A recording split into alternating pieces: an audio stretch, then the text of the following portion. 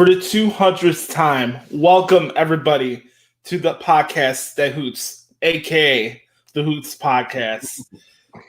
We're recording this bad boy on April 9th, 2020. It's yours truly, Josh Lopez. You can call me Joshie if you like. I am on Twitter at the Hoots Podcast. Follow me right there. We can interact with each other. Just don't be a nimrod. I'm here to have some fun, casual conversations with the good brothers and just speak from the heart. So we got a lot to get into today, and I told Derek before we were getting to record today, we're just going to talk. I don't really think we need to go off of format. We're just going to have a general conversation as if I'm sitting next to him right now, and I think that's the charm of what this show has represented for the last 4 years. So before we get to any plugs or any discussion about WrestleMania, I just wanted to come from my heart and tell you guys that I can't thank you guys enough for the support, the opportunity, the platform to come on here and share a little bit of myself to you guys. We're on a platform and we talk about wrestling and we talk about sports and all this other stuff, but we're also introducing you and giving you a little glimpse of what we are in real life. And at least that's my hope that I do when it comes with the show, and the fact that we don't really play gimmicks on the show. Like, I know Derek has the director of operations, but that's there's one gimmick. There's one gimmick. But nonetheless, the biggest thing about the show is the camaraderie and the brotherhood that comes behind this show. So from Adam Daly, that I started this podcast with 4 years ago this week, literally the week after WrestleMania 32, so here we are now coming off a two-night WrestleMania in an empty performance center. If anything, we all know wrestling is a wacky world, and the world of wrestling never stops. And, the Hoots Podcast is not going to stop either. And I'll be honest with you guys, there was a part of me last year that was considering, I wouldn't say going away from broadcasting, but definitely putting a halt on this show. And last year in general was a very, very tough year for me. Some things I'm open to sharing about, and then at the same time, there's stuff that I'm gonna keep to myself. And it was a very, very tough year for me. And I guess the thing that kept me going was just knowing the drive that I have and the work ethic that I put into this craft, and understanding that, hey, I'm not perfect. I'm not here to impress anybody. I am here to understand the platform that I'm given. And it's thanks to every one of you that gives this show a chance. So whether you listen to the show for 30 seconds, 5 minutes, 30 minutes, a full episode, I can't thank you enough for the support. And, I always say that I am my own worst enemy, and I bring myself down too much at times. But you guys push me forward, and I'm grateful to see what the next step of this podcast is going to be. There's going to be changes.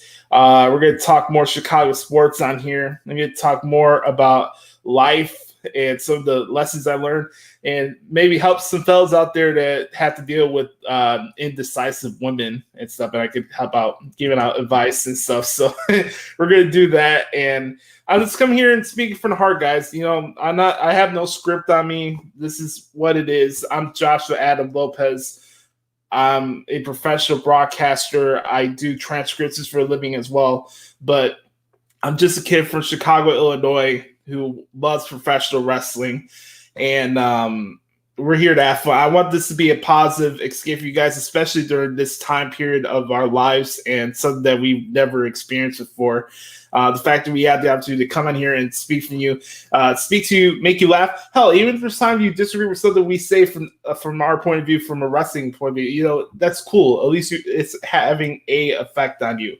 And again, so before we move on, we have fun. We're going to have a lot of fun, and we're going to reflect on all this fun stuff. But again, from myself, from Brother Carter, from Adam, to Matt, to everybody that's ever played a part of the show, especially Anthony DeStefano and B-Rob and all the good brothers that listen to the podcast, Patrick, Fritz, Sam Piopo, Brandon DeJesus, all the good brothers out there and good sisters as well.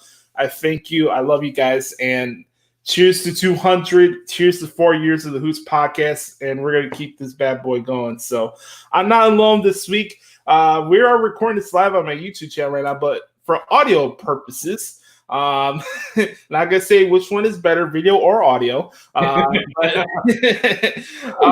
I am joined by the one and only Director of Operations, Brother Carter, Derek Stoughton. What's going on, my man? Happy 200, Josh. Happy 200. Congratulations on 200 episodes.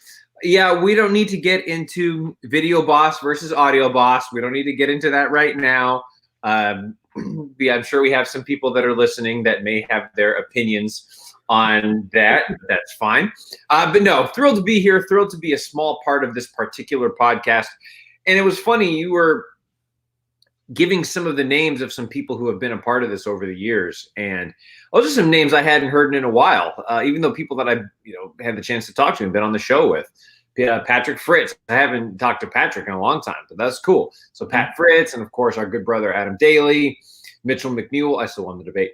All of those people that have had a chance to be a part of the show over the years, and it's thrilled to be a small part of it. Even though I am the person that single-handedly and only me, nobody else, the brand and does all the deals with the board meetings and the stock options and stuff. And we are not a publicly traded company yet, but we're working on it. We're working on the Hoots brand, working on becoming a publicly traded company. We're not really doing that at all, but I'm the one that goes to the stock meetings. I'm on the promotional calls. I'm on the sales calls, all that sort of stuff. But no, in all seriousness, Josh, congratulations on 200 episodes. And we're just getting started, man. We're just getting started. They're already looking ahead to 200 more. Looking back on this now, it's gets a little emotional for me because a lot of my friends that I grew up with through my life from elementary and high school, they're out of state, and maybe I don't have as much contact with them as I used to. And I guess it's odd in a way that most of my main friends that I talk to every day are also out of state too. And we have this platform that, literally, Derek's a brother of mine. Adam is a brother of mine. B-Rob's a brother of mine. The list goes on and on and on. And I truly mean that. I'm not saying that just because we do shows with each other. Derek's been there for me, especially during last summer when literally my heart was broken. And something that I thought was going to change me, but didn't. This dude right here really helped me gain some perspective and understand what's important about when stuff like that happens. And we all been through. I'm not alone in that point of view, but to have him give that voice, especially Adam. I had a big discussion about this with him when I went to go see him in Pittsburgh, and just when your pride is assaulted, you start asking yourself what's with you, what's wrong about you, and in reality, it's never a reflection on you; it's the reflection of those who have inflicted those feelings upon you, and that's what I took away from that. And this is brotherhood, man. I don't go to clubs a lot. I don't, I don't have people checking in on me all the time. But for those who do reach out and are good brothers, and I know who you are, I love you guys from the bottom of my heart, man. And the fun thing about this show is that we have no filter. I'll talk about waterfall. We'll talk about relationships. We'll talk about mental health. We'll talk about stuff that maybe, I don't know, too edgy or whatever the fuck it is. But, at the end of the day, this podcast is about having fun and sparking some thought. And as long as we can do that and add some rational dialogue when it comes to professional wrestling, I think we're doing our job right.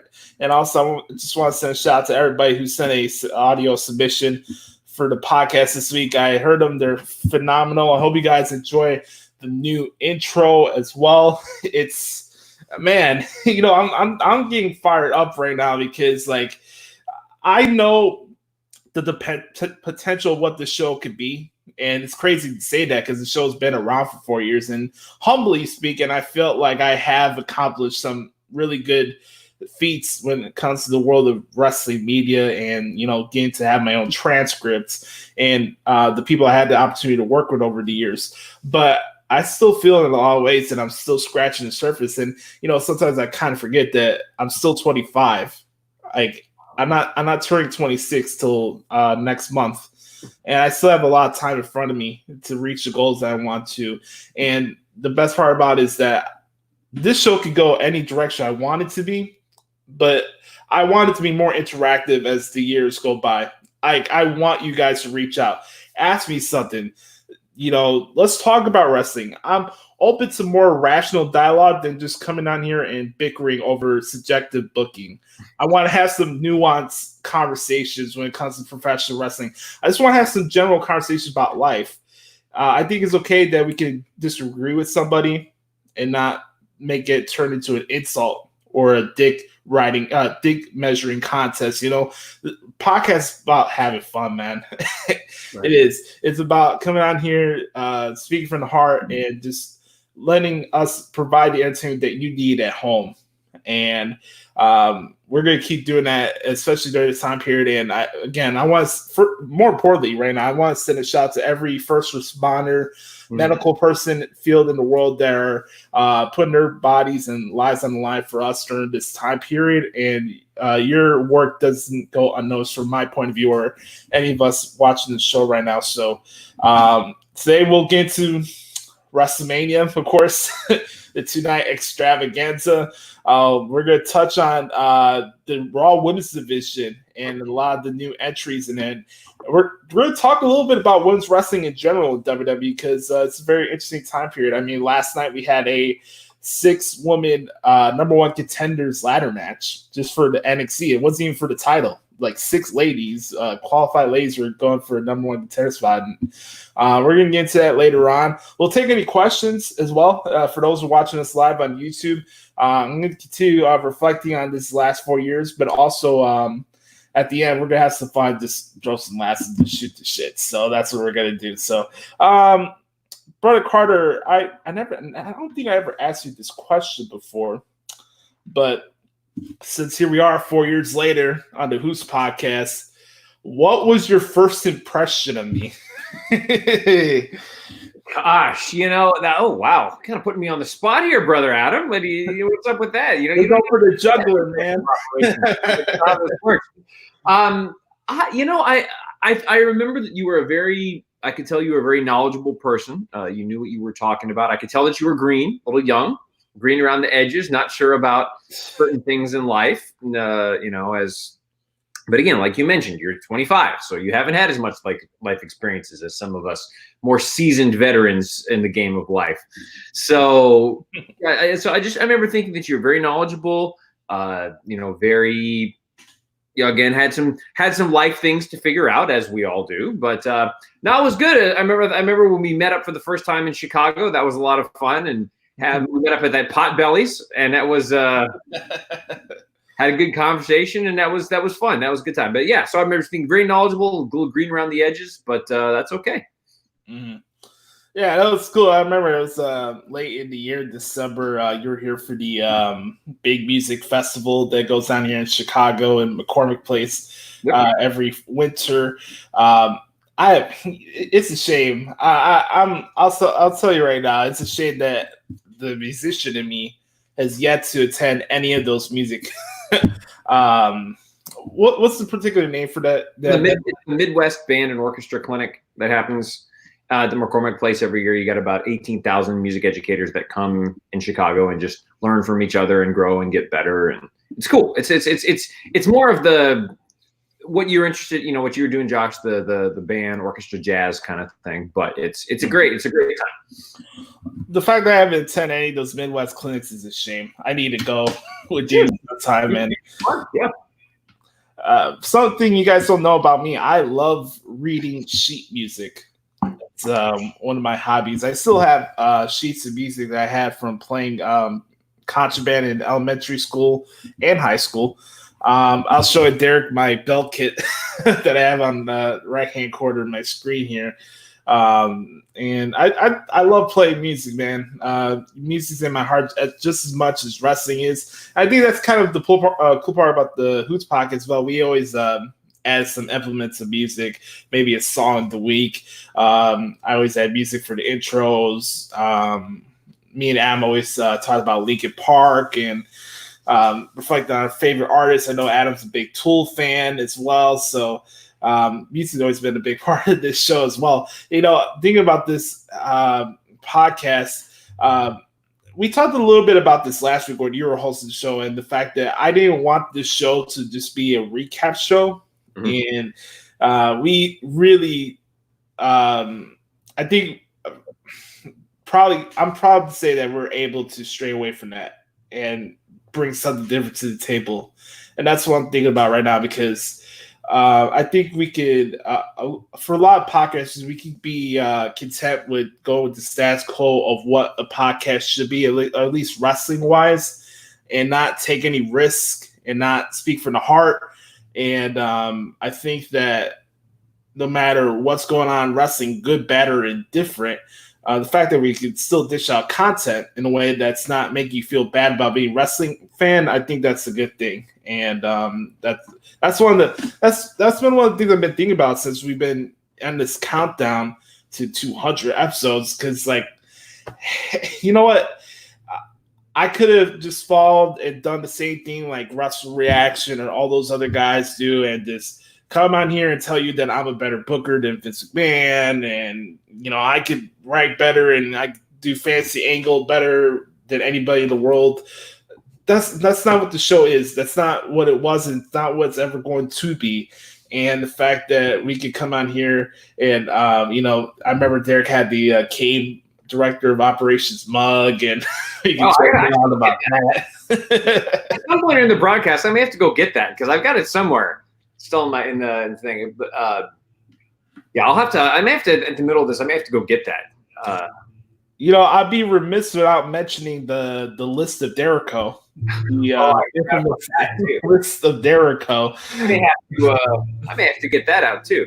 By the way, if you hear something in the background, I'm sorry. My we're getting the lawn people are here, and some of my neighbors are cutting their lawn. Oh, that's cool. If there's that happening in the background, again, more proof that the show is real. Like real life happens sometimes. That No beef from my end. I'm the last person to talk about noise in the background during a wrestling podcast. The first part of the show, I think Adam will remember this. I think you guys could check in the archives on our YouTube channel. But when we first started the show, for whatever reason, my mom had a fascination with birds. I remember that. I remember the bird that would randomly appear in the background. That's right. I forgot about that. Oh, that's great. I forgot about that. That's right. We had a bird and a Pekingese that barked her brains out. Rest in peace, Molly, by the way. I love that dog. Now things a little more tamer down. I got Thumper here, my Great Dane. She doesn't really bark that much, but she is a lard. You could tell you have a Great Dane in the house. Well, I dated a girl one time that had a Great Dane, and she I went over one time to her house, and this dog just jumped on me, and I'm like, oh my god, this 100-pound dog is gonna eat me. Oh god. It was. I'll tell everybody right now, I got tackled the other day. Did you by Thumper? Thumper brought yours truly down. Oh boy! Wow. Josh, you're a stout guy. I mean, you can handle those sorts of things. But it was fun. We're playing around, and she loves her belly rubs. I love that dog so much. So we had the bird in the beginning. Forgot about that. Stage of the podcast. I think we had the bird sometimes when I would go in my room, try to block out the noise, and we would record late pipe bomb episodes fucking 2:00 in the morning and stuff. And hey man, it is what it is. You gotta do what you gotta do, right? So, Josh, it's funny. I want to piggyback what you were saying about what this show is. This is really a life podcast that happens to talk about wrestling. Yes. Because you're right. I remember Corey Graves talked about this one time. He says, are there too many wrestling podcasts? I don't know if you remember him talking about that on. I can't remember what one of their segments they did on the network. I can't remember what it was, but was to bring it to the table. Bring it to the table. Yeah, that's what it was. But and you're right. I mean, if you want, you could download 30, 100, 200 wrestling podcasts that review Raw and the people say what they like and they didn't like, and it's one thing that I've learned or that I've observed is that people aren't going to care what you say just because you put yourself out there. Right. You have to give people a reason to listen. And if you're doing something different, that's you're bringing something new to the market, and that's what we're trying to do with this life podcast that just happens to talk about wrestling. It's kind of like with Rob's, the random ramblings with Rob. Like I asked him about that. His is just a podcast about his life, and it's happened to work for him. So that's a really cool thing. But yeah, so I like the fact, John, that yes, we're going to talk about the shows, and most everything that we're going to talk about is very positive. But if there's something negative, we'll bring it up. Like, why did you do this? Like, generic Kip Sabian, like Times New Roman font Kip Sabian, or the undefeated Jake Hager. Oh God! We the people. What's so funny about this, and I know Matt is watching this live right now, so shout out to you, good brother. Matt. I was gonna say, all right, go ahead. Sorry, Josh, I have a cough in my throat. I won the debate. Excuse me. All right, go ahead. That's still one of my favorite pieces of audio that I ever had a part of being on. That debate episode was so fucking awesome. That was great. My still two favorites are that one, and when I told Rob that his honey was terrible. To this day is. You know what, Brother Carter? I'll say this, man. I was watching AEW last night, and they were trying to make Jake Hager look like Brock Lesnar, and it's not working for me. If anything, how ironic is this? Is that they're building Jake Hager to be like Brock Lesnar? They're using the same stipulation that Brock Lesnar fought Dean Ambrose at WrestleMania 32, and that's probably the same outing you're gonna get next week on Dynamite. I just want to throw that out there. That's not a shot at AEW. It's more of a reflection of Jake Hager and my just general indifference towards him. The only version of Jack Swagger I ever liked, believe it or not, was the Real Americans, because that got heat. Right. And then he got himself in trouble outside the ring, and then the rest is history. So. Well, it's what else was I going to say? I was actually happy this week that Brody Lee didn't take a shot at his former boss like he has done the past few weeks. So that was actually nice. I guess the only touch you could have from that was just the suit he was wearing. I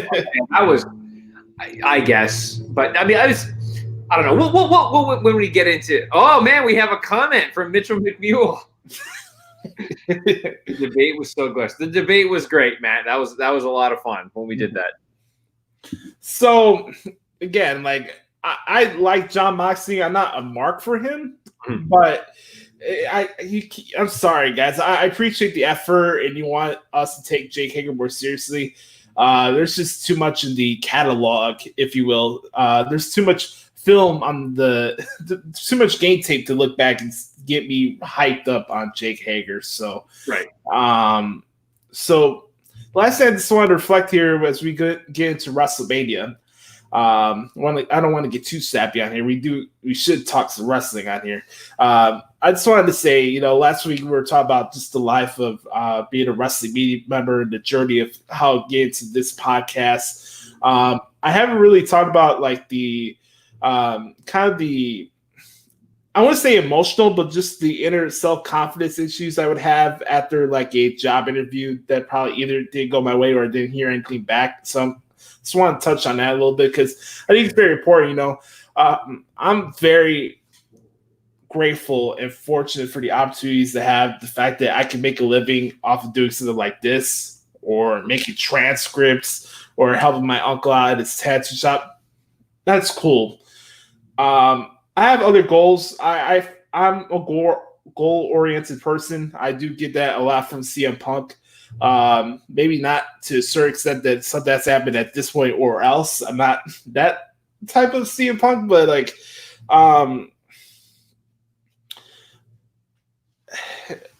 think about, again, going back to last year being a really rough year for me. I had 2 job interviews for local sports radio stations here in Chicago. And this is either the 3rd or 4th time I've interviewed for the same position at both of those stations. And again, whenever it comes to like rejections or just the general job interviewing process, it could take a lot out of you, more than some people like to let on. And when I did it's so fucking interesting how the what happened with Lauren and the interview I had with ESPN 1000 clashed right at the same time. Sure. So I get my heart broken by Lauren in June during the Stomping Grounds pay-per-view weekend. In August, a couple months later, I had the job interview with ESPN 1000. And it was the best interview I did. Spoke from my heart. The program director, Randy Merkin, knew who I was. All the cool stuff. I really thought I was going to get handed a contract that day. And obviously, with being in the competitive market in Chicago, it's you can't just drop out contracts just like that. I know I won them over, but still, you got to do your proper work and do more interviews. And then they made a transition where the owner, or the main guy that was owning the ESPN Chicago property, sold that property to Good Karma Brands, and they got new owners. So basically, I did not get rejected. I didn't say, "Oh, we're looking for somebody more qualified." I didn't get that letter. I'm speaking from the heart. I haven't told anybody about this on air. I may have mentioned it to you guys off air, but this is something that happened, man. I did the interview. It was what it was. It was awesome. And then right in, I think, the end of August or beginning of September, like, hey, we got new owners, and that your position is getting canceled. And it's one thing personally to be like so like downtrodden. For anybody that has their pride assaulted or their heart broken, it's not something that you can just move on 2 weeks later. That's just not how it works.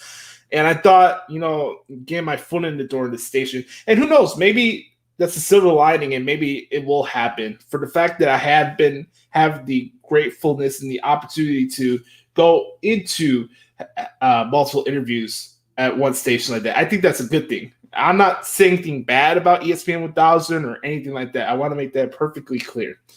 What I'm saying is that having your heart broken and then hoping that this new job would get your mind off of it. I'm a person that always looks for escapes from bad energy.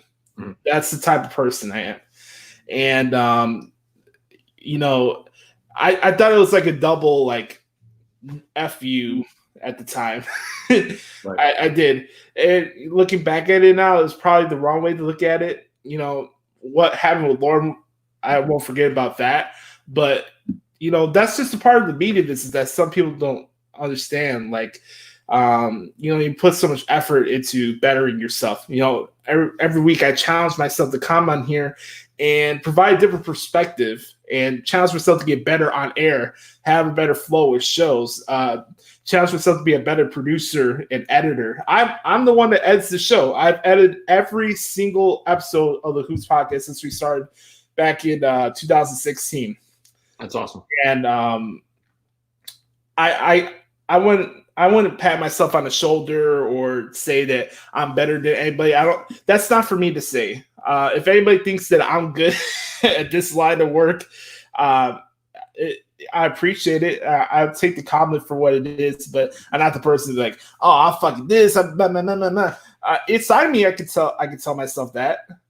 I feel like I could tell myself personally that I hold myself to a high standard in what I do in my line of work, and I'm proud of what I've accomplished. I'm fucking proud. The fact that we made it to 200 episodes, I'm proud, and nobody can take that away from me. The fact that we reached over 1 million wrestling fans in 4 years is insane to me. That's awesome. I would be surprised if 10 people gave what I had to say.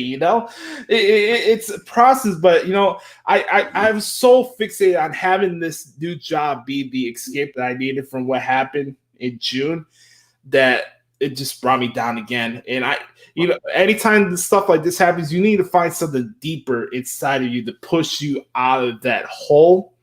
And I did. And this podcast is a testament to that. So that's the last thing I wanted to say, because, I haven't really opened up about like the job interviewing process. Do I feel inside that I should be working at a local radio station right now? Yeah. Do I think that's a failure, or am I failing at my profession? I don't think so, because I'm still making a living doing this, but that's not the only reason why I do this. And I we always keep it 100 here, right? That's the name of the show. We keep it 100, and there's something else I could say about that. I'm going to speak from my heart, and whether it's something that I'm proud of or I'm not proud of, I'm not afraid to admit that to you guys. So there you go. It's a challenge personally to deal with like rejections or just the anxiety control with job interviews. But anything I do, I want to share with you guys, because you guys have been on this journey with me, and we're going to do this together. It's not just you.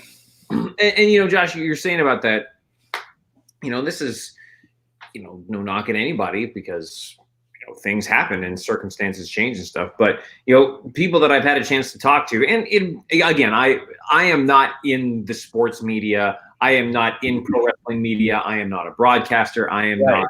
This is not my line of work. I just do this for fun. It's just it's just again, like you said, I don't know why people care what I have to say, and they may not, and that's completely fine. But your show, and you recognize my brilliance, my broken brilliance. But what people tell me is that the way you're successful in this is you just keep grinding and you keep going, and you just keep plowing through and you just stick with it, because there's, like you said, rejection is going to happen. The format of the show changes, and the show gets better as you get better and as we get better. So you just keep sticking with it, because eventually, people are going to say, oh, this guy has been doing this podcast for 10 years. Oh, I should give this a try, because if he's been with it that long, because how many podcasts they get started, and then within a month or 2 months or 3 months, they're over, because they didn't because the people who did it didn't see success right away. So they're like, well, this is dumb. But you stuck with it, man. You're keeping your nose to the grind. You're a student of the game, as you say. And you're going to keep it going. So it's just exciting to be a part of this, and just to see where this show goes in the next few years is going to be great. I felt like if I decide to stop doing shows, that'd probably be tapping into failure. That would have been a decision that I would regret, and I couldn't do that not only to myself, but I couldn't do that to every single one of you guys that have supported me from the beginning. So that's what pushed me forward, and I think you hit it on the nail on the head, talking about the grind, man, because it is a grind, and having to adapt when you don't have a regular co-host every single week. Format changes, all that stuff that like we said last week, we don't come on here and just talk. There's a lot that goes into these type of shows, but the ones that have success and the ones that are sustainable have the ability to adapt on any situation, whether something's bothering them personally. The last thing I wanted to do when it comes to these type of shows is bring my personal issues and affect the way I conduct myself on air. I think, honestly, as I can look back on it now, I think I kind of did that sometimes when I was on the pipe bomb. I let that anger come out of me, and that's something that I regret, and something I could open up and be honest about. Mm-hmm. But like you said, I was still young and still learning the parts of life. I'm not going to use my age as the excuse. There's some stuff that I said in the past I probably shouldn't have, and looked at things in a certain perspective. But all about life is about growing and adapting to who you are and what you learn through this life. So yeah. Right. You adapt or you perish. Right, exactly. So, all right, enough with the sappy stuff, man. Let's get into some wrestling, shall we? Let's do it. Yes. This is a wrestling pod or a life podcast where we talk about wrestling. Yeah. So, what we're gonna do here, we're gonna talk about WrestleMania. Right. We'll just we'll paint it all together into 2 nights. We don't need to break down night 1, Yeah. but like for anybody that's watching right now, let us know what you think about WrestleMania. Did you enjoy the experience? What matches from either night stood out to you the most, positively or negatively? Of course, we'll get into the Boneyard match. We'll get into the Firefly Funhouse match. But let's start off with a general overall view of the 2-night experience in the Performance Center. We'll start off with you, Brother Carter. What did you take away from the WrestleMania that I wasn't there, or the WWE shot T-shirt? Go ahead. What was your takeaway for WrestleMania? No, and I know you were sad you weren't there, but it's funny, Josh. They broke this thing up into 2 nights. I actually went back and looked at WrestleMania 35 just to see some of the comparisons, and I counted. There were 18 matches at WrestleMania 35, right? Mm-hmm. There were only 16 matches. Well, if you count the 2 pre-show matches, I guess there's 18 matches. Yeah. But it didn't seem like it was that long because they broke it up into 2 nights, and it was more digestible. You could more easily focus on the content. And having gone through night 1, I was even more excited for night 2. So the way that WWE did that brilliantly as far as getting everybody ready for that and then getting into night 2. Overall, I thought that this year's WrestleMania, I enjoyed it. I think that this year's WrestleMania is going to be one of the most important, if not the most important, in the history of professional wrestling. Not from it was good or bad. Everyone's going to have their own ranking as where this WrestleMania ranks in the 36 that have gone before it, and that's fine. But I'm just talking about from an important standpoint because it did a couple of things. Number one, it put a contingency plan in place should a disaster occur, and you mentioned this, Josh. It put a contingency plan in place. So if you want to still have an event and if something were to happen, you can still have a WrestleMania. WWE has a fully functioning studio that they own, that they run. It's in their training center. Like, they don't have to go rent a building. They own a building where they can do their own produced shows should you need to do that. And this could be something that we could see in the future. WWE might randomly decide to take a week off and just do a show from the Performance Center with a few fans in attendance once this whole thing is passed. So that's number one. Right. Number two, WWE has created a new genre of match. I say created. They have brought even more so to light a new type of genre of match with gimmick matches and character matches, production matches, if you want to call them. I think that's what Matt Hardy called them, production matches. I can't remember what he called them. And, of course, everyone's going to say, oh, you're so stupid. You're such a mark. Matt Hardy did this first, and it's his idea, and WWE is ripping him off.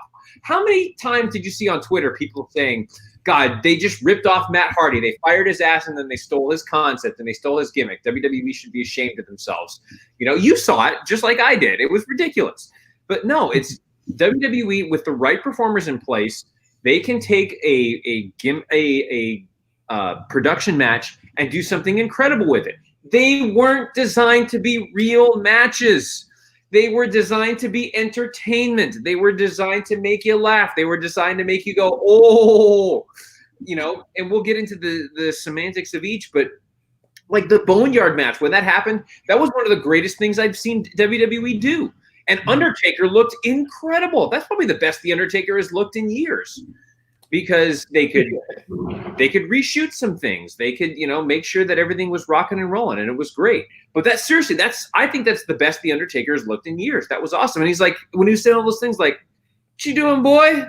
Come on, boy, let's go. I ain't done with you yet, son. Hey, you fought your ass off, boy. You fought your ass off, son. To become more real Undertaker was awesome.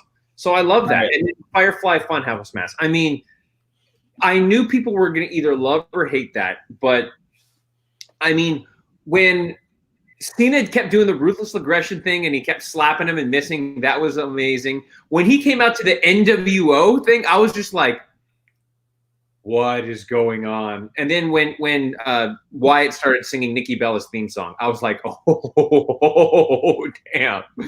So again, and we'll break more of this stuff down, and I kind of started to, but again, the biggest thing to take away is, one, WWE has a contingency plan and they've got a fully functioning system that works. And two, they've created a new genre of match that could lead for the next. It's going to change the way that professional wrestling is done once this whole global pandemic is over. But they've changed the way that wrestling is going to be done forever. Right. My takeaway, I'm going to make this short because we want to get to the matches and stuff really quick. But there's one term that comes to my mind when thinking about this weekend, and it's a term that came from Eric Bischoff, Sarsa. Now, what is the meaning of Sarsa? Please enlighten us. Yes. It means story, anticipation, reality, surprise, and action. All right, say that one more time for the audience. Sarsa, Sarsa. It means story, anticipation, reality, surprise, and action. Those are 5 terms I thought that were displayed through both nights of WrestleMania, whether it be the Boneyard match, like you said, or the Firefly Funhouse match. Would you like to tell the good brothers and sisters what I was telling you before the Firefly Funhouse match started on Sunday? You said that it was going to be you thought Cena was going to turn heel that night, and I'm still not believing it. I don't think he is, because Cena's going to go away for a while and he's going to come back. But anyway, you thought Cena's going to be a heel turn. I gotta tell you, man, when you want to think about storytelling 101, that's what the Firefly Funhouse was. That I've been watching wrestling since 1998, and that's still probably one of the best showcases of storytelling I ever seen as a wrestling fan. And this is coming from a guy that's never been the biggest John Cena fan, but I've never been a hater. I want to make that clear. I wasn't like, fuck you, Cena. I have a lot of respect for John Cena, especially watching this Ruthless Aggression episode, which is a great episode. You guys should check it out. Yeah, that was awesome. The whole documentary series is fantastic. That Firefly Funhouse was a seismic dissection of John Cena's career and who he is as a person. Yeah. Anything you ever thought about John Cena, good, bad, or indifferent, was touched in this, was documented, if you will, in this Firefly Funhouse match. Going from the beginning with, Mr. Big Boss Man, Puppet Vince, say, do you have enough ruthless aggression to reach for the stars and be facing the brass rings speech, right? Mm-hmm. That's what they're going for there. You mentioned the Nikki Bella song. It's funny, 3 years ago, me and Matt were in Orlando to see John Cena propose to Nikki Bella in person. It's crazy how life switches up, Yeah, I'm saying that. I know. But just thinking about this, I loved the element of having Bray go back to his original gimmick and saying that he's going to rewrite his. Right. And it was awesome. At first, I was kind of thrown off by the Saturday night main event intro transition, but I got it because I know John Cena was behind the creative for the Southpaw Regional Wrestling skits that they did, so you had to know John Cena was having a blast. I really was hoping we would see Lance Catamaran. Like, I really wanted to see a Lance Catamaran, but I don't know. I think we're going to get some Lance Catamaran this summer, because when Southpaw Regional Wrestling Season 3 drops this summer, dude, I'm so excited. You want to know why I think John Cena's turning heel, everybody? Why is that? Look at the track record of the Fiend since he came back. He changed Finn Balor back to being the Prince. He changed The Miz from being a loving dad and being the guy of Mrs. to being back to being the heel Miz that we all love and hate. He changed Daniel Bryan from Mr. Save the World to back to the Yes Movement. I think we're going to see a different John Cena when he comes back. But it may not be in spite of fans, but he is going to change. I thought it was very telling with the fact that they had that rapid sequence of flashbacks to every single failure of John Cena's career, from losing to CM Punk in Chicago, which I thought was cool to see that because I was there for that match. And looking at like Batista or him getting squashed by the Undertaker at the WrestleMania we went to, all that for him to literally get to that point where like he went off, but it was Husky the Pig he was hitting. He wasn't Bray. But we saw that anger come out of John Cena. We saw it's on the network. It can't go away. We saw John Cena, the bad person. Right. Bray brought that out of him. Is there wishful thinking on my end that it does happen? Of course. But I do believe that's going to happen. Here's the thing about Cena, though, is that his character is so like he's going to be away for a while and then he's going to come back, and the fans are going to, they're probably going to. Wrestling fans have a short-term memory, so sometimes they don't exactly, So Cena will come back, like, oh, Cena's back, oh yeah, and then they'll cheer and then whatever, and then he'll go and do his shtick. So, but so that's what I think is going to happen. But let's transition to Edge and Randy. I'll be right back. Go ahead. Okay. Actually, I'll wait for Bret Hart to come back. I had some other things I wanted to mention for WrestleMania that really stood out to me. I'll say matches-wise that really stood out to me, just from general in-ring action. I like the women's tag team title match with Nikki Cross and Alexa Bliss, or Bliss Cross Waterfall, as I like to call them. They had their match with the Kabuki Warriors. I thought that was really good. Looking at Kevin Owens and Seth Rollins match, that was just a great showcase of storytelling. I really, really enjoyed that match, and it was fun to watch that match. Getting to see Owens get his WrestleMania moment to pull that off. I have no idea how much that WrestleMania signage weighs. It has to be at least a good 500 or 1,000 pounds, something like that. But anyways, just seeing Owens do that elbow drop off the signage, I thought that was really cool. Thinking about other matches on the show, I really enjoyed the ladder match where you had Kofi Kingston against John Morrison and Jim Uso as a triple threat ladder match for the SmackDown tag team titles. Honestly, we need more people there, but the Miz got sick, and then everybody just wanted to proceed with caution. So, of course, you get it on paper. Why are you having 3 wrestlers fight for tag titles in the ladder match? You got to make the most of what comes in front of you. Nobody predicted that the fucking country was going to shut down before WrestleMania this year, We had to adapt. And, WWE's taken a lot of flack for continuing on doing the WrestleMania show as it is and still doing shows. But they're doing it for a reason. Selfishly, would I wanted WrestleMania to be postponed? Of course. But to think about it, I thought, from my point of view, I felt like WWE made the best of what the circumstances was for this event. Were there matches or results that any of us would like to see be different? Of course, that's just part of wrestling. But I think they really made the best out of a bad situation. And, thinking about having a 2-night event, you switch up the commentary teams. Accident makes the heart grow fonder. And believe it or not, folks, I actually enjoyed hearing JBL on commentary. I know that may shock some people, but I did. Especially hearing this commentary during the Dolph Ziggler Otis match. I thought that was pretty funny, man. So, yeah. So, Otis gets his moment. He took on Dolph Ziggler, and he gets the moment. He gets the waterfall, or let's see, what can I come up with? I know Matt's laughing right now as I'm about to say this, but you know what Mandy Rose reminds me of? You know what she reminds me of?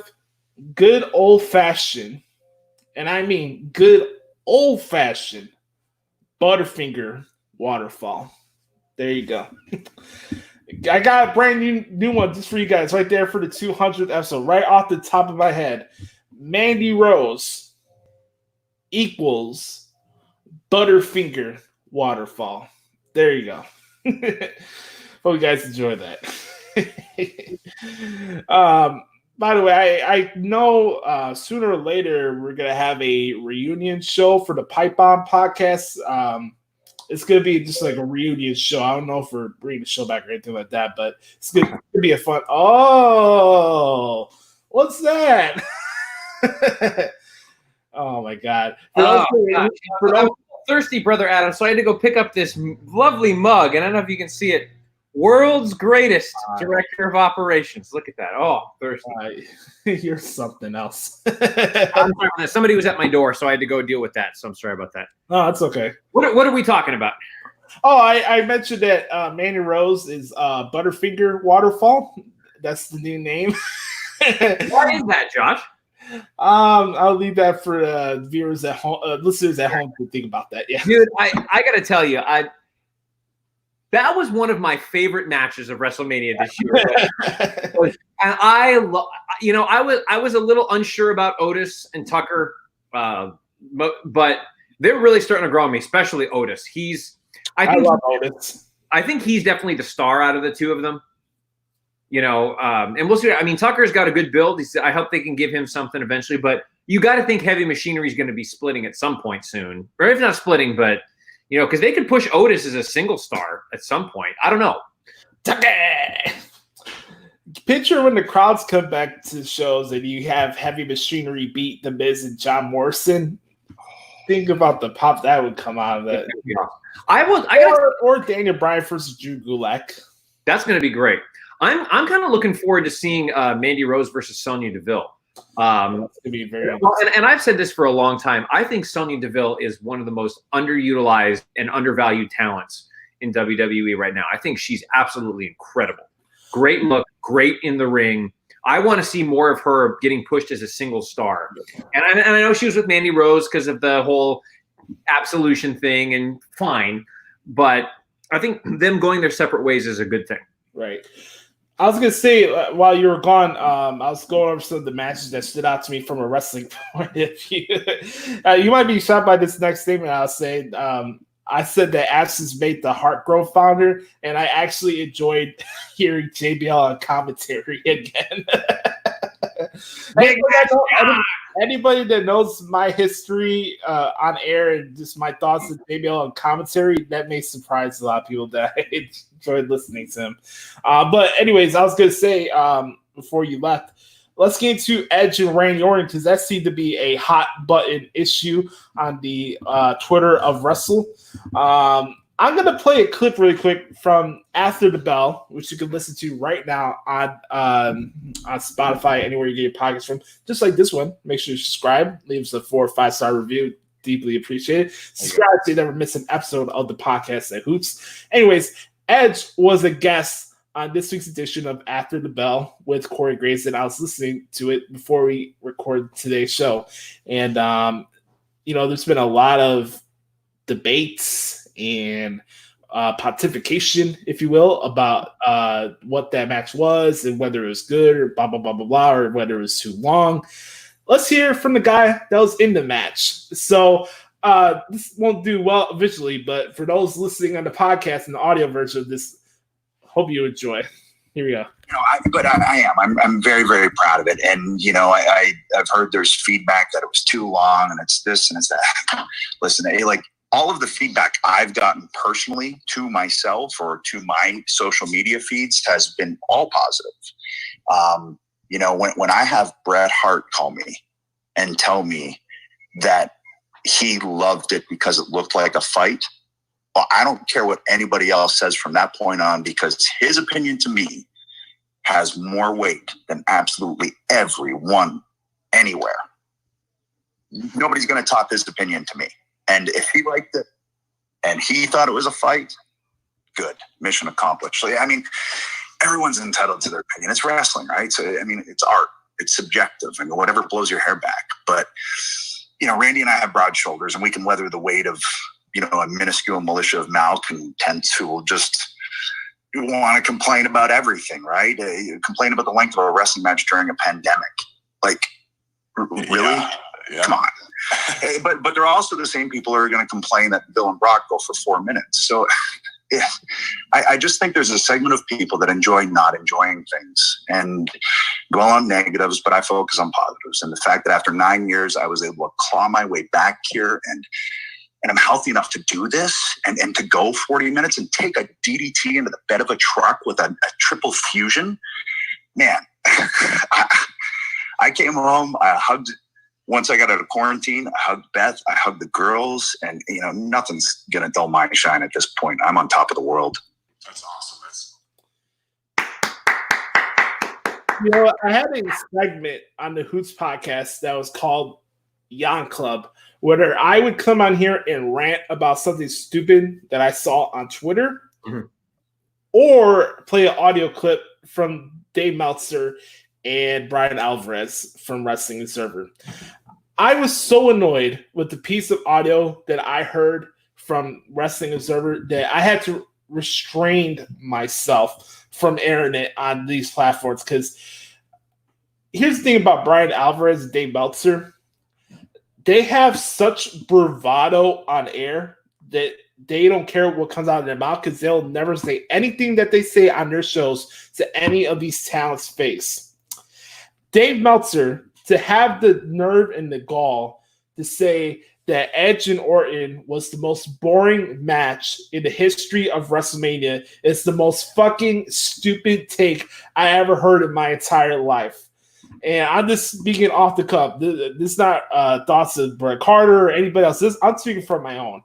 That is just a ridiculous take. This is the same guy that gave 6 stars to a 90-minute Kenny Omega Okada match. What was it? The Iron Man match where they had the most pinfalls or something like that. That was the match. You have the nerve to tell me that a 90-minute match meant more than a guy making his return after 9 years, and to put his body through that and to tell a physical story like that for 40 minutes, to even pull that off, coming off the neck injuries that this dude had. And you have the freaking nerve to say that was the most boring WrestleMania match of all time. Come on, man. Okay, I think Edge put it right there perfectly. This society of wrestling fans are such malcontents to anything that goes on with wrestling, no matter what promotion it is. People are going to find something to complain about. And it's a shame, because this match was the most talked about, the most hyped match going into this event last weekend. And he even went on later on the podcast saying that the goal of the match was not for it to be pretty or fancy or doing arm drags off of platforms or doing stuff like that. It was supposed to be a fight. The whole story of Edge versus Randy Orton was grit, grueling. Show me what you got. Show me what type of man you are. It was supposed to be a fight. I'll give credit to Hoodie. We were talking about this the other day on the Wrestling Tuesday podcast, but he was telling me the only thing that took him away from the match was that it felt similar to the brawl that Johnny Gargano and Tommaso Ciampa had a couple weeks ago in the Performance Center, and I can understand that from his point of view. I thought the commentary during this match was kind of hit and miss from my point of view. Sure. They didn't really. They didn't. Maybe what they're saying is the commentators are more just like, "Oh my god." Oh no! Oh my God! They didn't say. They didn't have like the Michael Cole. What is he gonna do? What is he? They were more just subdued about everything. It was just kind of. Ugh. So maybe that contributed to it. I don't know. What was your thoughts on the match? Okay, so honestly, I didn't realize that the match went 40 minutes. It never occurred to me that it went that long. I figured it was only about 20, 25. Because I was engaged the whole time. I was like, these two guys are telling a story of them trying to just beat the living hell out of each other. And that's what it was. That was a fight. That, like you said, the purpose of that match was not to have a catch-as-catch-can wrestling match. It was a brawl. And that's what we got. When brawls happen, it's not organized. Think about if you don't like me, Josh, and I don't like you, and we're going to go settle our differences in the parking lot. We're not going to keep it confined. Okay, guys, we have to keep it confined, the fight confined to this area, and we have to not hit each other, if we don't like each other, we're going to do everything we can to hurt each other. Like, that's what the match was. Like, they did everything they could to hurt each other. With a couple of spots added in because it's pro wrestling and you have to have a couple of special spots in there. That's right. part of the show. But I thought it was fine. I thought it accomplished what it needed to accomplish. And you're right. There's always going to be a segment of people that complain about everything, yet they still watch. If WWE went away tomorrow, there's some people that think, oh, this is the best thing that could ever happen to the business. 2 weeks later, they're going to complain about AEW. They're going to complain about New Japan. They're going to complain about, well, when WWE was around, they did this, and AEW and New Japan could really take some things from WWE and do things this way. Because WWE actually did it pretty well. It's like, no. Like, right now, they all think WWE is the worst thing known to man, even though it's the number one wrestling company in the world and will never not be the number one wrestling company in the world. Go ahead. I don't know how you can have record revenue and also be voted as the worst promotion of the year.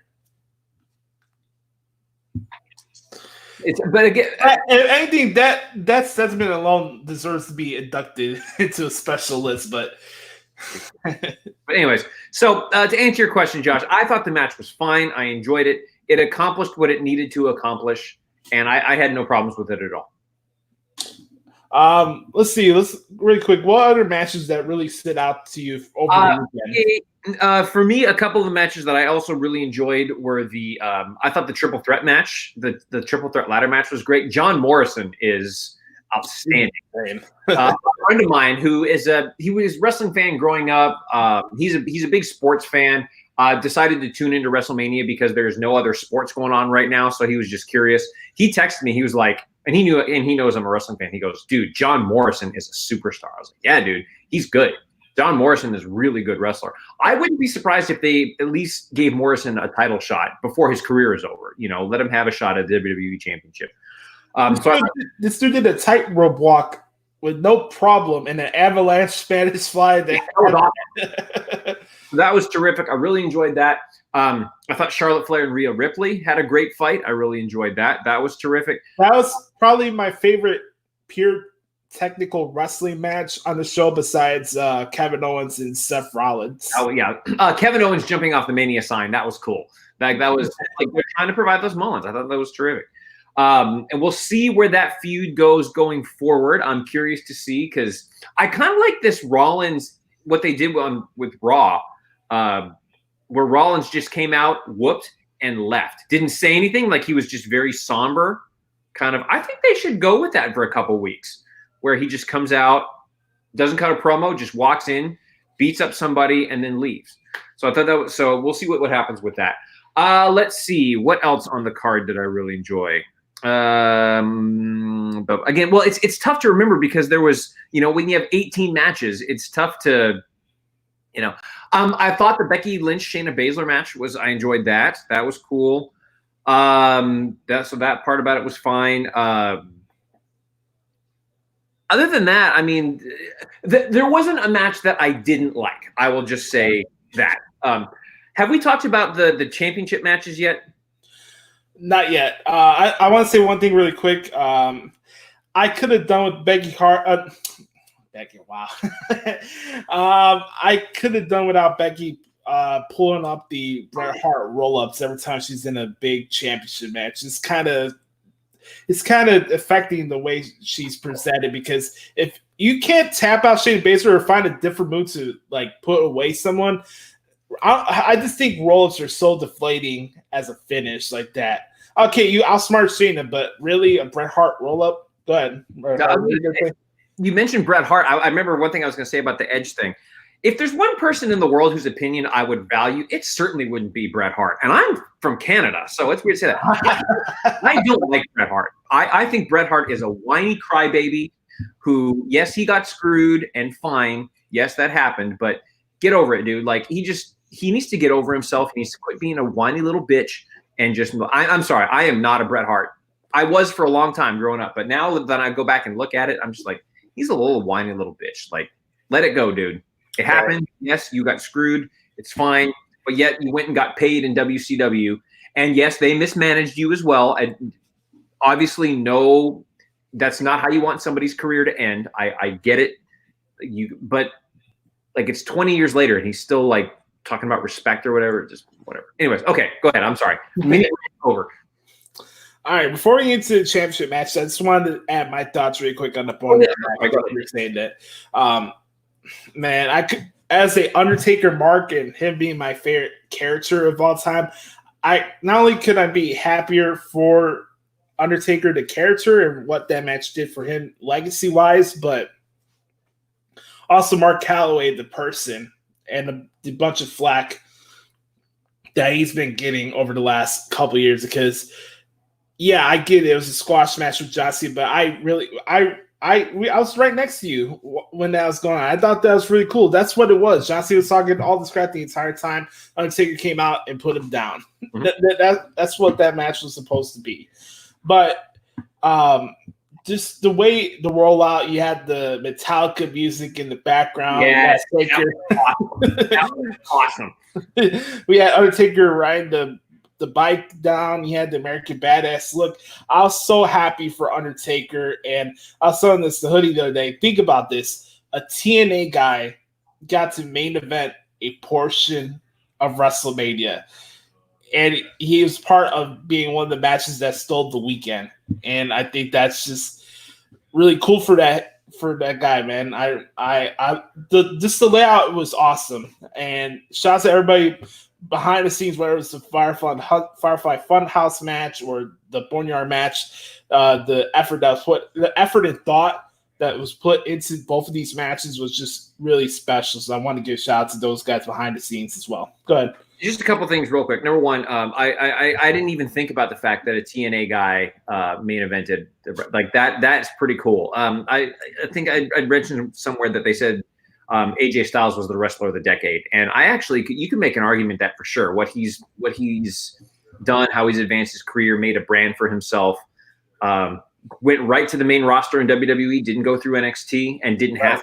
He was WWE champion within a year of debuting in the company. Like, that was awesome. So that's number one. Number two, I cannot wait for this Undertaker documentary. I saw the first look. That's unbelievable. By the way, the documentaries that have come out recently have been terrific. I stayed up after the second night of WrestleMania and watched the Edge documentary. Oh man! And if you haven't seen that, everybody needs to see that. It is a really well done documentary. It's fantastic. So go check it out. It's phenomenal. Make sure to, as we're transitioning to the championship matches, make sure to check out the Drew McIntyre Chronicles special. Oh, I watched. Wow. Oh, that's it. I watched that too. Actually, I think was his after Monday. I think it came out before night one. His was after night one to get you ready for night two. That's right. Yeah. That documentary was phenomenal too. And we actually, when we get to the I want to talk about Drew McIntyre actually, if we can. And I know we've been at this for a while, but I want to talk about Drew McIntyre. Let's start off with Billy Goldberg and the Strowman of Bronze. Delete. Well, everybody got their wish. Goldberg was no longer the champion, and that was going to be the whole story, whether it was Braun Strowman or Roman Reigns. And this is my takeaway from that. The match was what it was going to be. You were not going to have a 15, 17-minute back-and-forth match with Goldberg and Braun Strowman. Nobody wants that. I don't even think the good man upstairs wants to see that either. So here's the thing. Braun Strowman now took advantage of the opportunity. He is the Universal Champion now. I think this decision is the best thing for the SmackDown brand because since Brock Lesnar took the WWE title and brought it to Raw on that debut episode on Fox, SmackDown hasn't had a hot feud for the world title on their show. And Braun Strowman and Roman Reigns have history with each other. Anytime anybody was majorly interested in Braun Strowman was when he was feuding with Roman Reigns, and that's the testament to the big dog. And these two are going to beat the crap out of each other, and I'm here for it. So I thought this is the best decision for the SmackDown brand. Yeah, I agree with you completely. Like, we knew before the match even started. I even tweeted about it. I said, I bet this match. I said, what's the time going to be? I said it's going to be just under 2.5 minutes, and it came in at about 2 minutes 20 seconds. Which that match and people are going to complain. Now, the argument people are going to make is that Goldberg should have never been Universal Champion in the first place. Fine.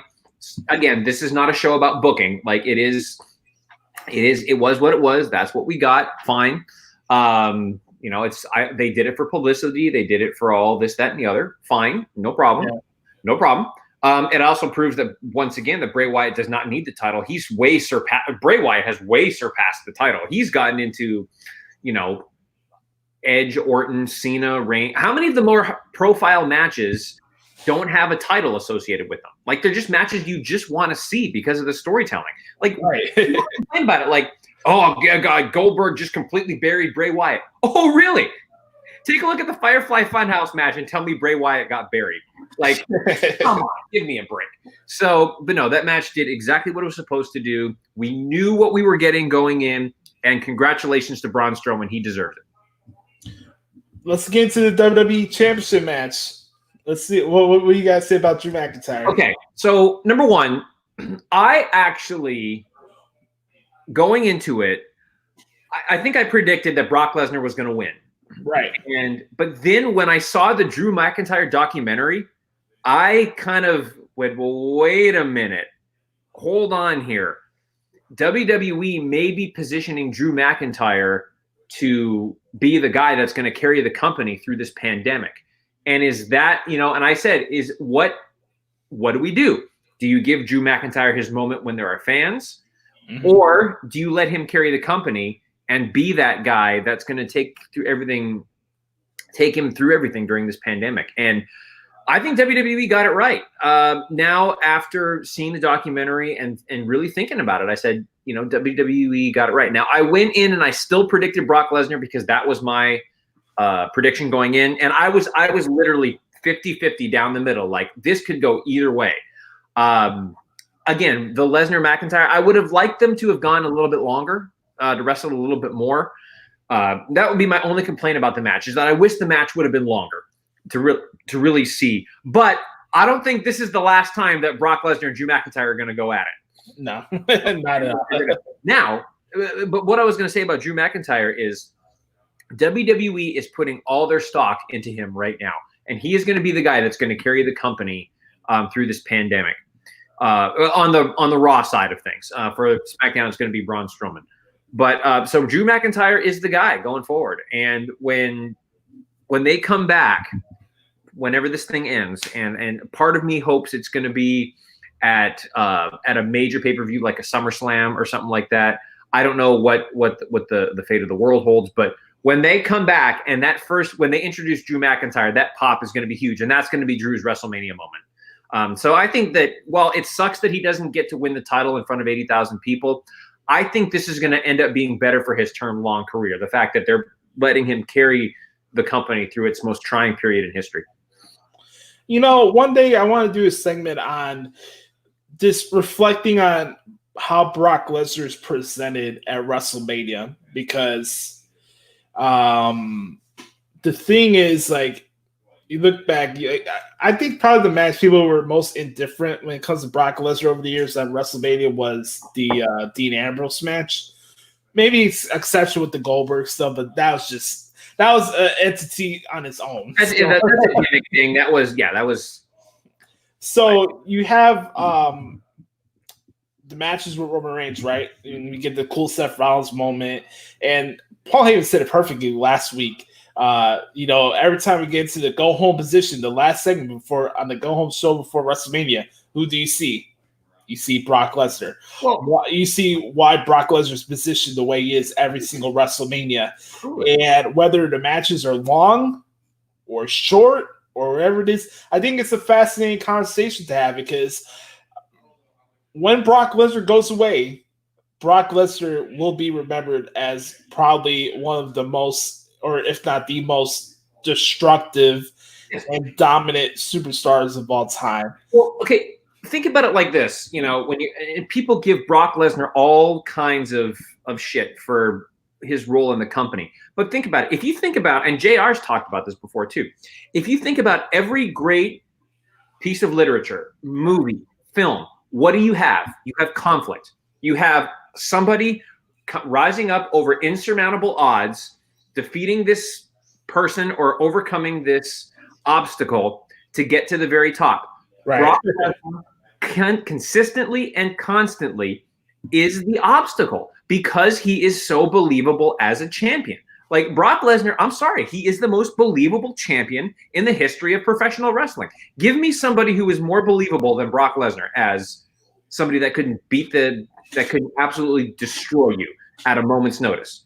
Name somebody. Like Goldberg, yeah, but I mean, because Goldberg, they were doing something different with him in WCW and fine. But give me somebody that you can see. Go ahead. Butterbean. I am sending you to the realm of deletion for that, Josh. I had to drop in Butterbean. This is more of a free plug for Dark Side of the Ring because that Brawl for All episode they just did on Dark Side of the Ring was hilarious. Oh, was it? I didn't. Oh my god, is it good? Yeah, it's good. Okay, I'll pick that up. I gotta tell you, man, I really don't watch a lot of television shows. That for those that don't know me, I really don't watch a lot of television. But that Dark Side of the Ring series is phenomenal, man. I watched the New Jack episode last week, and man, that dude's out of his mind. But believability, you got a good point. I mean, it's not. It's not Luger. No, Luger. It's not Champ. I mean, again, Brock Lesnar was a legitimate UFC heavyweight champion, and he did it pretty quick coming into UFC. Like Lesnar is a scary dude, and but he always is. And you've got the mouthpiece Paul Heyman right next to him. Brock Lesnar is the biggest draw. People always pop every time he comes out. When he goes for a while and comes back, people are excited to see him. But Lesnar is the obstacle that the good guy rises up and overcomes. Correct. Ladies and gentlemen, I got a surprise for episode 200. Uh-oh. Let's see who this is. Wait for it. Hello. Hey! What's up? There was a Tiger King. Now there's a Tiger Boss, boys. Oh, Happy Annie. Who allowed this? Can we come in, please? And I'll just take this off so you can check what else I have on too. Remember all the good times? The member berries. Oh, that's wonderful. Oh, man. Great. Hey, what's going on, guys? What's up, dude? Oh, Derek, I haven't seen you in years. What's up, man? How are you? Reunion here on the show. That's awesome. It's good to see you, brother. What's going on? Good to see you too. Been enjoying the show so far. I do want to say that I definitely did win the debate. We'll come to that eventually. But first, before I say anything, I did say a few things earlier. But Josh, big congratulations to you, man. It's a huge accomplishment. You work so hard and you put so much time and dedication into this. And I think one of the reasons why all three of us connect so much is because we have so much passion for this. And you had that kind of passion. So congratulations, brother. Thanks for having me. Looking forward to hanging out with you guys for a little bit. Thank you, brother. And could be remiss having a little reunion here without a pipe bomb T-shirt. So that's fantastic, man. I just thought member, anniversary, it all works out. Oh man. So me and Matt were actually talking about this last night, having a little run in, and it'd be remiss not having Matt be part of the show as well. So thank you. We're good with that, right? Director of operations. Absolutely. It's always great to see the audio boss. I wouldn't rather be anywhere doing anything else right now than being here with you guys. Awesome. And that's the truth. Thanks, buddy. Go Blue. So heck yeah. we are. You've been watching the show as it's been going on, of course. And we're reflecting on WrestleMania. We're gonna get into women. We're getting a little echo right here. Let's see what's going on here. It's better. Seems better now. Is it better now? Yes. All right. It should be better. But anyway, I was saying we're reflecting on WrestleMania. What was your just overall takeaway from the two nights, Matt? Well, what stood out to you? So, I mean, I think it's really tough for people like Dave Meltzer to make that kind of criticism. I heard that on the show today, and I actually didn't know he said that, and that's ridiculous because, look, WWE is all we have right now, and there's some serious stuff going on in the world, and for people to be overly negative, considering WWE had a lot of obstacles to filming this WrestleMania is ridiculous. I just really enjoyed it. There really wasn't anything that I'm like, oh my God, I hate it. Obviously, you guys know me. I'm the boss. I love seeing Sasha stare Bailey down at the end after their match. That's just one of my favorites of all time. And I don't care if he fought in a McDonald's. I would have enjoyed it. So it was awesome. I mean, and look, I also think that Derek, me and you think a lot alike, and I'm right there with you. WWE really, really showed that they can produce these compelling stories. And I think that moving forward, even after this is over, they should incorporate that in their programming because it adds a whole new element to their story. There's so many times that we watch, for example, Roman and Baron Corbin multiple times, for 6 months where they could just do a bar fight and we would love it and nobody would care. So I really enjoyed it. I'm looking forward to next year's WrestleMania, looking forward to going, but there really wasn't like anything that I necessarily did not like. I think it's really hard for people to be overly critical of WWE considering, what they had to even do to do this, considering all the health issues and also because it wasn't a live crowd. I thought Edge put it perfectly when we played that clip earlier, just about malcontents. And I put a tweet out, I think it was either Saturday or Sunday. Like, if you're going into the show and you're putting on fucking binoculars and like, yeah, you got a little notebook next to you, right? Hey, man, I'm gonna give you. It's like what do you call it? A inspection, right? I'm going to inspect your broadcast. I'm going to write down my notes. You need a performance evaluation, Josh? Is that what you're getting at? A performance evaluation? Yes. Derek, your spiel never gets old. You have me cracking up every single time I listen to this. And Josh, by the way, I literally was laughing my ass off in my bedroom when I heard that butterscotch comics. That's so perfect. Oh, hey, Matt, check this out. Look what I brought back. Hey, I love it, man. It's how you got your title, the Pipe Bomb, the director of. Right, that's right. I love it. That's right. Can I piggyback off that real quick, Josh? Sure. Matt, two things. Matt, you hit the nail on the head about WWE is all the world has right now. Or really, just professional wrestling, because AEW is doing it too. But that's what we have. And I think that the professional wrestling is going to gain a new crop of fans as a result of this. So I think that's really cool. And much like you, Matt, Edge is one of my favorites of all time. He may have one of the best theme songs of all time. When his music hits and the drums and the crowd just goes nuts. I mark out every time I hear his theme music. It's awesome. I can't tell you how many times I've walked into my office, my bedroom, my parents' house, school, growing up, pretending I was Edge and Lita. Like, that was 100% me too. I'm right there with you. It's awesome.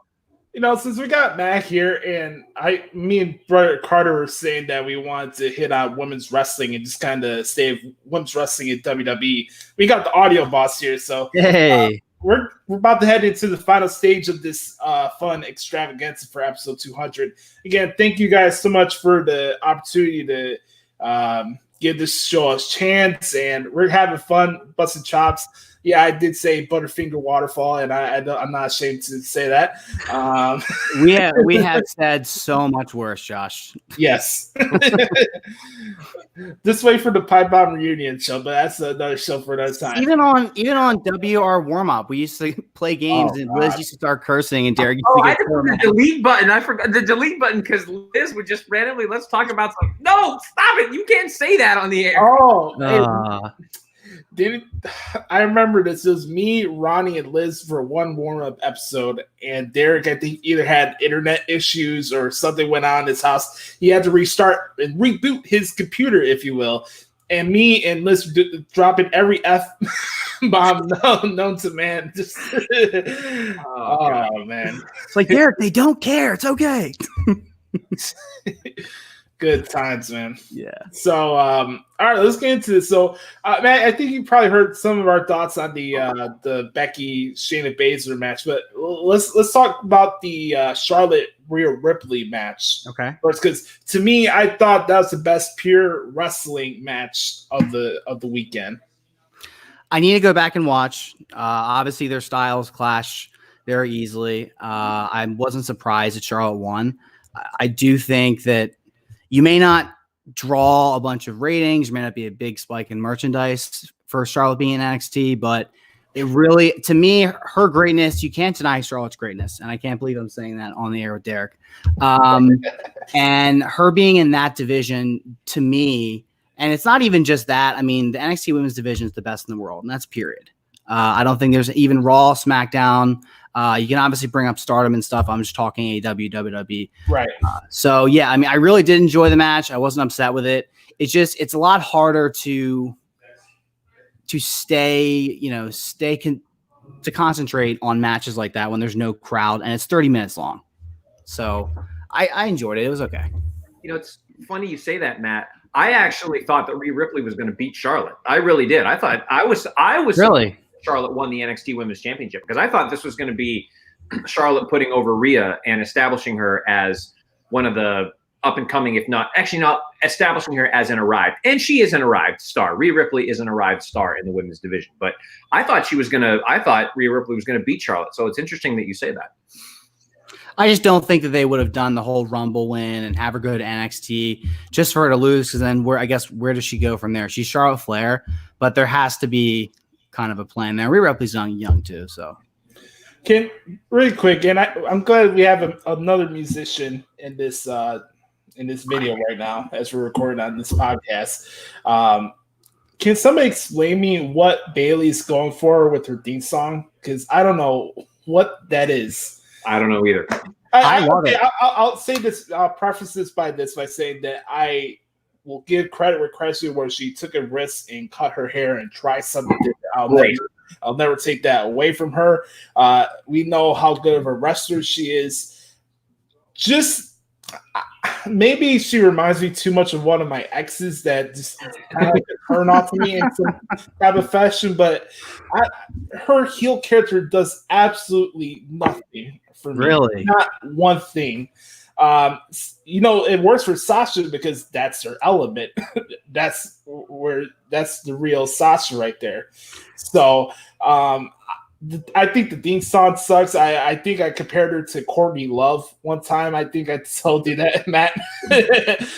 But I'll be honest with you. I was hoping for a new champion, and the ladies got a lot of time, man. I don't think anybody's really mentioned this. Yeah. If you look back at the time of WrestleMania, just total match time between the 4 matches that we had at WrestleMania. Let's not exclude the women's tag team title match, which I thought was pretty decent as well. Yeah. The women in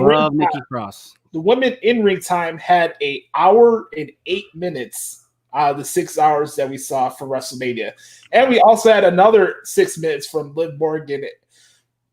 Man, buttermilk biscuit waterfall. There you go. Anyway, we had Liv Morgan go on Natalia. That was on the kickoff show for night 2, right? So the women had over an hour of in-ring time on WrestleMania. I think that's awesome. It's great. It's great to hear, and it makes me really proud to be a big women's wrestling fan. It just takes me back to even WrestleMania 31, where it was the Bellas and Paige and AJ Lee, and that was it. I love it, and I'm happy to hear it, and I hope it continues to more main events, more opportunities. I think that, at this point, we're kind of beyond the, breaking glass ceilings. Like, they're there, and they've been there, and the numbers don't lie as well. But, Josh, I also wanted to touch on your whole Bayley point. I disagree 100%. I think a lot of us for a long time, a lot of years, never thought that would happen. And I didn't think it would happen when she dropped the title to Charlotte. When she dropped the title to Charlotte, I was like, oh my God, like what the heck is that for?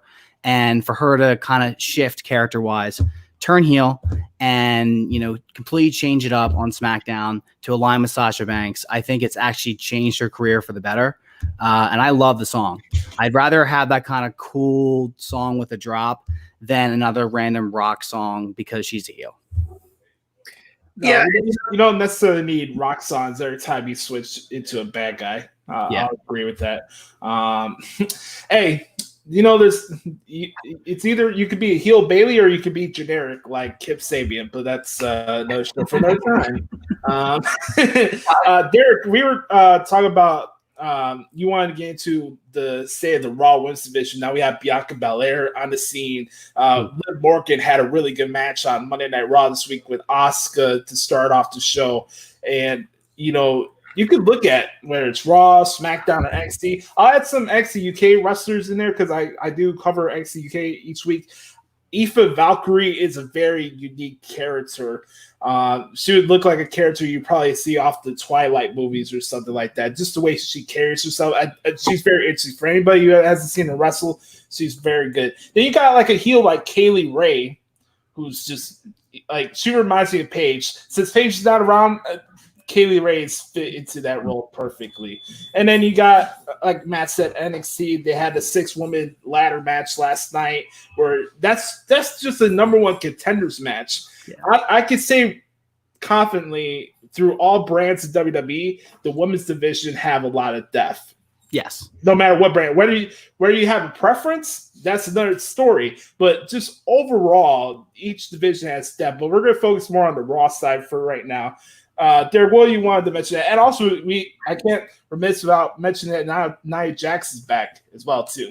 And that's one of the reasons, Josh, that I wanted to get into the Raw Women's Division is because this is one of the most stacked women's divisions in the WWE main roster we've seen in a while, especially on Raw. You've got Nia Jax is back. You've got Asuka. You've got Bianca Belair who's there now. You've got, if you want to put Charlotte Flair in there, okay, sure. You've got, like you said, I mean, it is a very, very stacked division right now. Shayna Baszler, Becky Lynch. Mm-hmm. Yeah, I mean, you've got a ton of talent that you could actually have, and what a crazy concept, multiple storylines going on with women on one show. It seems like what happens with the women's division is you have a few that are intertwined in a feud, and then everyone else just kind of does, squash tag matches or something like that. But now you can actually have multiple storylines in the women's division going on at the same time on one brand. And I think that's awesome. I'm very excited about the women's division on Raw right now. Matt, go ahead. It's just effort. I mean, there's 3 hours on Raw, 2 hours on SmackDown. There's plenty of time. I understand that those shows are different, and it wasn't a knock me saying about the NXT women's division. I just think that they use their characters better. Everybody feels that they have a shot. I don't necessarily think that Becky's going to drop that title to anybody except for Shayna Baszler. But, I mean, you said it, Derek. On paper, that is a stacked division. It's a division that will be very physical, and there's a lot of new matchups. Nia is a little thirsty sometimes, but I am happy that she's back in the fold in terms of wrestling, not her mouth. By the way, shout out to the women that pulled off that. You texted me that video yesterday, the Don't Rush challenge. I thought that was hilarious. Did you get to see that, Derek, or no? What are you talking about? There's a thing going on social media called the Don't Rush challenge. They got this kind of cool song in the background, and basically what you do is somebody calls you on your phone, right? And it's like, hey, get your gear on, and like the fast amount of time. So they can be doing anything. You can be working out. You could get out of the shower, whatever the situation is. So you get the phone call, you put your hand over the camera like this, and then boom, you have your gear on. So they did that with a lot of the women in the division. I think it's on Instagram. You can find it on Lana's or any of the other women that were in the video. But it was really cool. What I liked about that, it was kind of like an empowerment type of thing and having synergy. You have heels and baby faces doing the whole thing at the same time. I thought that was pretty cool how they dropped that out yesterday. What do you guys think of Becky Lynch retaining? I wanted a different champion. I've been consistent with that over the last couple weeks, and it's not that I'm not interested in Becky Lynch. I just want to see somebody different. When she won the title, I did not think she was going to be the champion for a full calendar year. I think a lot of times she tries too much to be like Conor McGregor, and I like to see more of a different side of her than just being a troll on Twitter. I don't think that's a bad thing. I don't think that's a bad characteristic to have as a character. But if you're going to be the baby face, you're not Stone Cold. You're just not. You can have her bring her out there and do the beer bash, and that was cool a couple weeks ago on 316 Day. But she's not Stone Cold Steve Austin. For me to tap more into Becky Lynch, I need to see more of her come out, and it's kind of sad that she seems that she gets really interested and fired up when MMA fighters come around than the other women they're on the show. So, I'm kind of biased. I'm a big Shayna Baszler fan, just from a wrestling purist standpoint. I just think she's very unique to what she brings to the table, and I wanted to see a new champion. And I told Derek about this before you came on. When you're a dominant champion, you don't need to rely on Bret Hart roll-ups to win big title matches on big shows. God. So.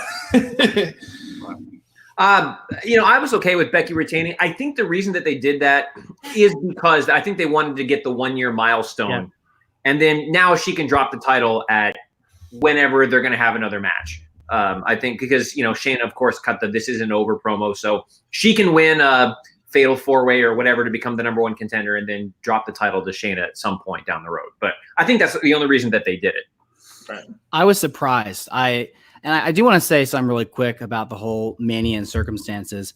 I do feel really bad for people like Shayna Baszler and Rhea Ripley, who, not that they would have won, but obviously them winning in a big moment at WrestleMania in front of a huge crowd and getting to have that first Mania in the Performance Center does stink. And I do think that it definitely played into booking because it has to. I mean, it's a pandemic and not everybody's going to be available. But in terms of Becky, I just think it's more about her opponent. When they brought Lacey up last year, that flopped terribly. She was not ready to be a heel. They put her up there. She was in the championship picture for too many months. And obviously, I love Natty, sweet person. The Sasha feud was great. And it just hurt because there wasn't as many people other than Charlotte on the Raw Women's division. But now you have Nia Jax. I mean, that's a money, real-life feud. She broke her face. And it's really funny that Nia Jax likes to go to the company and be like, oh, yeah, like someone's hurting my best friend Lexi, but, whatever. And I love Bianca Belair. I was very excited. Raw on Monday was long, which I understand. It just was a long show. And that was probably my biggest bright spot was Bianca Belair. I think she's a superstar. And Shayna Baszler, I think she's so unique and she's different than Ronda Rousey in that, to me, when she enters the room, the whole mood changes. Mm-hmm. I'm a huge fan of hers. She's a great wrestler. She's believable because I know for a fact if I met her in an alley, she would destroy me and destroy anyone. So I like her a lot, and I'm sure she'll get the belt at some point. I feel bad it ended that way. I'll say this really quick, and it's very hard to depict where things are going to go, obviously, during this time period. Yeah. Not just wrestling, really, just in life in general. But, for me personally, I have a female that's not currently on the shows a lot that should be and that has very interesting trait to her and what she does in the ring. Her name's Killer Kelly, and she can do the same things that Becky Lynch does. And Killer Kelly has made a couple appearances here and there on NXT UK, but this girl just screams it factor. Also, Jennifer Martin, a.k.a. Bianca Belair, also fits that description as well. So I love the line, now I do go here. It was pretty cool. Yeah, and everybody freaked out on Twitter when she lost at TakeOver in Portland. Like, oh my God, it was so screwed up. She should have won. But buried. Derek, really quick to kind of change subject. What were your thoughts? Because we talked about Twitter for a second. What were your thoughts on people freaking out after Goldberg won the title against Bray Wyatt? We talked about this earlier, but it's like, look, that match was exactly what it was supposed to be. Like, you knew you were going to get some sort of squash match because the longer a Goldberg match goes, the worse it is. Like, Goldberg matches don't need to be any longer than 2 minutes. Like, that's fine. And I tweeted about this. It was, I said that the match is going to go about 2.5 minutes was my guess. And sure enough, it clocked in at about 2:20 or something like that.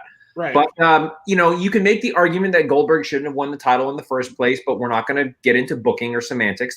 It was what it was, and that's fine. But the match was exactly what it was supposed to be. And I'm excited for Braun Strowman. I think he deserves the opportunity. And Josh, you hinted at this earlier. When him and Roman Reigns finally do go at it this summer or at SummerSlam, it's going to be awesome, and they're going to beat the hell out of each other, and it's going to be outstanding, and I can't wait for it. So I was completely fine with it. Like I think you heard this earlier, Matt.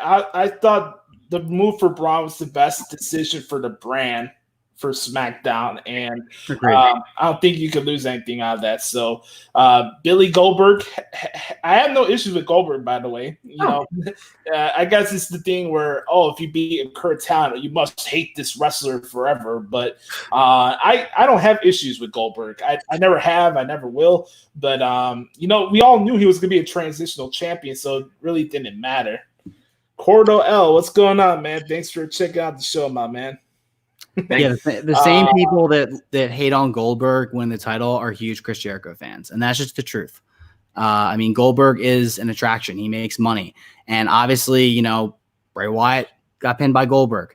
He was fine the next night. People seem to, it was more just a comment that people, especially now under the pandemic, but just in general, just like see where it goes, man. I mean, it's a wrestling show. There's a whole year long. Like, somebody's not really going to get buried if they get pinned in 2 seconds. It's more just, it was just ironic to be watching that live and see Twitter explode because it's just so extremely frustrating. And if you don't like it, don't watch. Yeah. The novel concept, man. All right, boys, we're about to get to the final part of our show here. This is the part where we just shoot the shit and say whatever's on our mind. We can tie anything from AEW or anything you guys want, but, like I said in the beginning of the show, this show was not going to have a format. We're just going to have fun and just shoot the shit.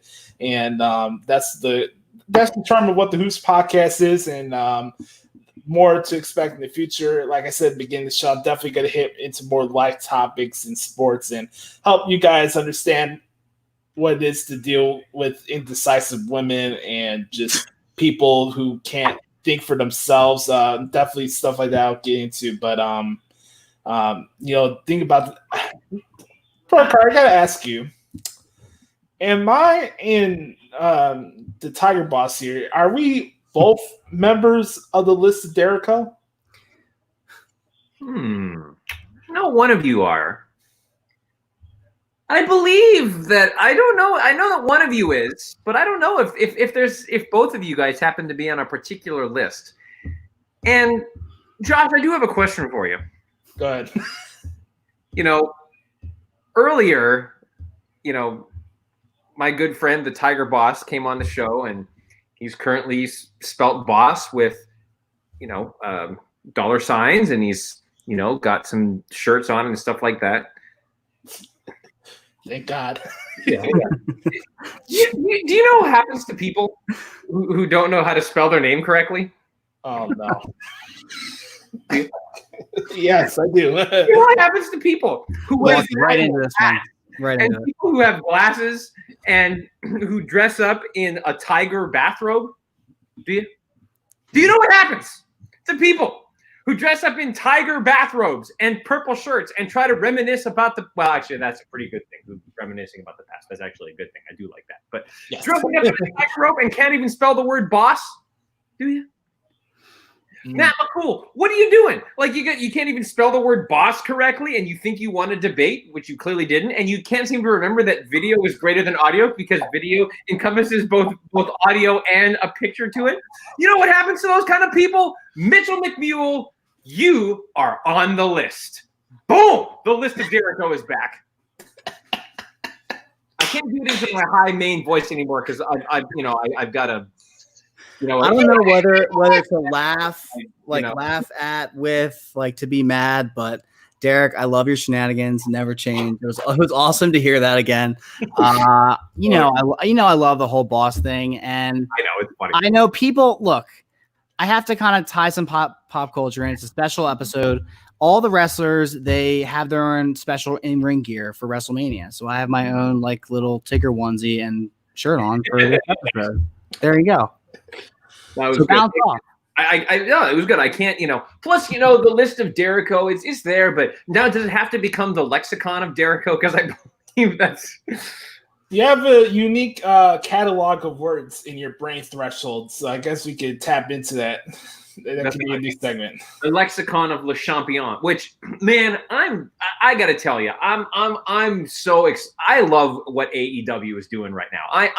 They've got me hooked. I am in on AEW, and I think Jericho. I don't know if you guys had the chance to watch the show this week. Jericho on commentary with Shivani was outstanding. It was so he get bone, and like he said, like, I'm the best wrestler that's ever come out of Canada. There was this one guy in Guatemala who comes close, and just those small little things like that. It was great. Oh my God! So, but I love what AEW is doing. I think that the way they're doing their empty arena shows is awesome. Great in-ring action. Good storytelling. I am all in on AEW. I think we're finally getting a mainstream viable. I don't know if you want to call it competition or alternative, but we're getting more viable competitive wrestling on a national stage, and so I love what AEW is doing, and I think it's terrific. Looking at AEW, like. It kind of throws me off every time I see the Gun Club at ringside because his son looks like literally a cop. I get it, it's his son, Gen X, but like still, Billy Gunn's like in his mid-50s and he still looks like he's 30 years old. And then you got his son next to him. It's like it throws me off a little bit. And they're like pantomiming and being marks and stuff. Did I hear a Fight Forever chant yesterday? Probably. Oh my God. I do really like how they're kind of making the whole empty arena thing a satire, which is really funny. Jericho chasing the drone was gold. Calling Kenny Omega a pumpkinhead. I had to watch that 3 times. That was hilarious. I do think that AEW is really, at the end of the day, their main story they've told, whether it was the Inner Circle from the start, Cody, Moxley winning the title. Now you have them all clashing with Matt Hardy involved. I'm sure Derek. I would love to see Derek that night live. Would have been hilarious. I think they've done a good job in storytelling, and I also think in their storytelling with their main event talent, they've also, really, really helped elevate guys like, Sammy Guevara and, Jake Hager. I actually disagree with the whole take on Hager. I think that's how he should be presented. I don't think he got enough credit in WWE for being that. Obviously, they had Brock Lesnar. I love the We the People thing. I'm not going to sit here and be like, oh, play violence. He should have won the title and blah, blah, blah. Like, it's not about that. But, like, I think him as a fighter does work. And what We the People, Derek. That's right. I know, We the People. I just think the AEW's selling false hope of what this match is going to be. This is predictable. Jake Hager is not losing the title to Jon Moxley. Like, I give credit for trying something different out of the box, but really, you don't think so? No, he hasn't done anything. One match with Goldust and a Revolution pay-per-view doesn't sell me that he's going to be a top champion. Maybe more in time, but not right now. But I thought you meant that there's no way Dean Ambrose is going to win. No, I said there's no way Jake Hager. Oh, okay. I thought you said the same thing. I got confused for a second too. I was like, no. Okay, yeah, because Moxley's going to beat Hager, right? Yeah, That's the thing. Like, you could show how much of a Bellator undefeated fighter he is, right? But still, Jon Moxley's not losing this title right now. I wanted to read a line from Broken Matt Hardy yesterday that just popped me really good. He's like, I got right here and pull it up in my transfer real quick. He's like, Chris Jericho, you insulted my allies, the Elite. Let's take a look at the menu you surrounding yourself with, Chris Jericho. He goes, the circle that is internal. The Spanish god, Sammy Guevara, he is a false god. As a matter of fact, he's also probably a fraud Latino. Can he even speak Spanish? I'm sure if I went up to him and said, ¿Qué pasó? He would respond, no habla español. And then he goes into the other members of the faction. I just thought that was pretty funny. That was great. The Elite. The whole of the ass. The whole of the ass. Hardy is really good with that character. He is. Awesome. By the way, I think one of my favorite moments from Dynamite 2 last night is when Kenny Omega and Michael Nakazawa were talking in the trailer, and then Best Friends came in, and then they left. But then Orange Cassidy went back into the bathroom. Like he just, instead of leaving the bathroom, he just decided to go back in the bathroom of the trailer. I thought that was great. Orange Cassidy is hilarious. I love Orange Cassidy. He's like the anti-wrestler. He's great. I love it. There are a lot of very creative nuances, like Orange Cassidy, like MJF having to drink whiskey whenever he's speaking on camera, that I think do help the story, and I think WWE should use a little more often. They are really funny. It's just like hidden comedy that's not meant to be funny but goes with the story. MJF is great. I love MJF. He's one of the best in the world right now. MJF is. He's phenomenal. You want to talk about best in the world? Make sure to check out MLW and Alicia too. The best on-air personality, interviewer, broadcaster, whatever you want to say. Alicia she's the best on MLW.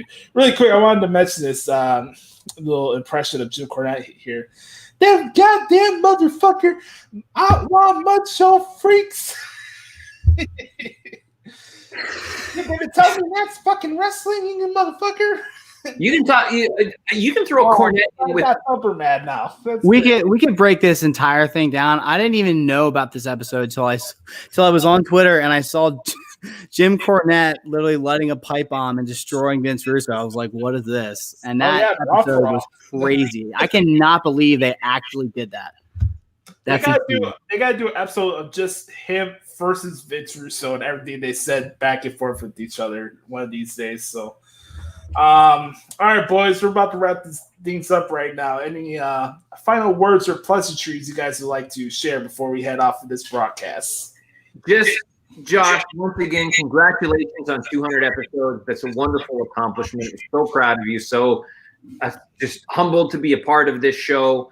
What you've built over the last 4 years, and I can't wait to see what the next 4 years hold and to see where we are when we're having episode 400 of the podcast at Hoots. It's going to be it's a great ride. I'm looking forward to see what happens. So congratulations, buddy. Proud of you.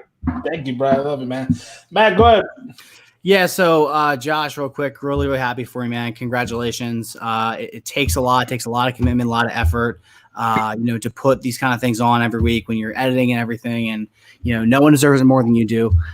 Looking forward to seeing where you go, not only in podcasting, but in broadcasting. And honestly, guys, it was just so amazing to be back on air with you guys and just shoot the shit. Love what you two stand for, and looking forward to seeing you guys more in the future. Yes, sir. Last thing before we get to the plugs, I just wanted to say, reiterate a little bit what I mentioned in the beginning. From Adam, man, that I started the show with 2016. I'm not here right now if it's not for that man. So shout out to the good brother Adam. Also, shout out to Anthony DeStefano, the guy who created the logo for the podcast. And also shout out to Ant because I told Derek about this last week. The inspiration for the Hoots name kind of came from him because he would call G-Rod and Phil, all these other guys, Hoots and Good Brothers and all this stuff. So the Hoots podcast is basically a brotherhood of friends just talking about professional wrestling and making people laugh. And we've done a sure bit of that over the years. And the member berries, the go the fuck homes, the waterfall segments, the Yacht Club, whatever you want to add to the list here. It's the list of Dericho, or one of my favorite segments, Through the Eyes of a 9-Year-Old. That was a tremendous segment as well. It's been a blast. It's been an honor and a privilege to be a part of this broadcast. It's not just my show, it's our show. Everybody that's been a part of this project, it's your show as well. And you, the listener, listening to this right now, it's your show as well. So thank you. If you ever spent 5 minutes, hell, even 30 seconds on the show, if you ever thought I said something that was stupid, or I made you laugh, or made you think about something about life, or I can help you out during the dark time in your life here, man. That's the goal, and I appreciate the opportunity, the platform to come on here and do that. And hey, if we get to 400, who knows? Maybe I'll record a show in a particular location wherever a WrestleMania is, and I'm calling it for WWE. Who knows? We'll see how this journey goes. But again, shout out to my mentor, John the Hood. That's been a big part of my life as well, from ESPN 1000. I'm not here without him. I'm not here without Kevin Gray, my main mentor from broadcasting school. He taught me the ropes of how to make a show and produce a show and all that fun stuff. And all the listeners, Sam Piopo, Brandon DeJesus, Patrick Fritz, Rated PWF, Ronnie, Mike, Main Event Swerve, everybody else from the community. Thank you guys for the support. I love you guys. Let's get into some business plugs. You can follow us, truly, if you want, at the Hoots Podcast. Matt is on Twitter at Matt McCool 24, and Derek is on Twitter at Derek Stoughton. I'm on Instagram at Joshie Lopez 94. If you want to check out my guitar covers, make sure to check out Josh Lopez Music. It's fun. I got more calluses starting to form now since I've been playing guitar more often, but it's fun playing music again and showcase that other skill set, if you will. And make sure to subscribe to the podcast so you never miss it. Absolutely, leave us a 4 or 5 star review. I want to know what you guys generally like about the podcast or what you think I should change. I want some honest feedback for the show.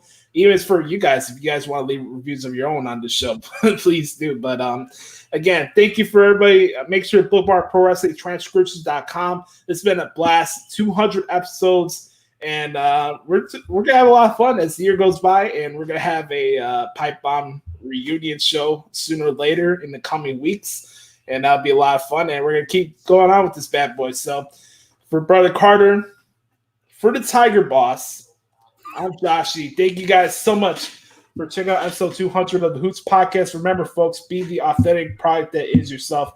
And remember, only as the great Notorious B.I.G. said, only make moves if your heart's in it. I love you guys. Thank you guys so much. It's been episode 200 of the Hoots Podcast. We're out.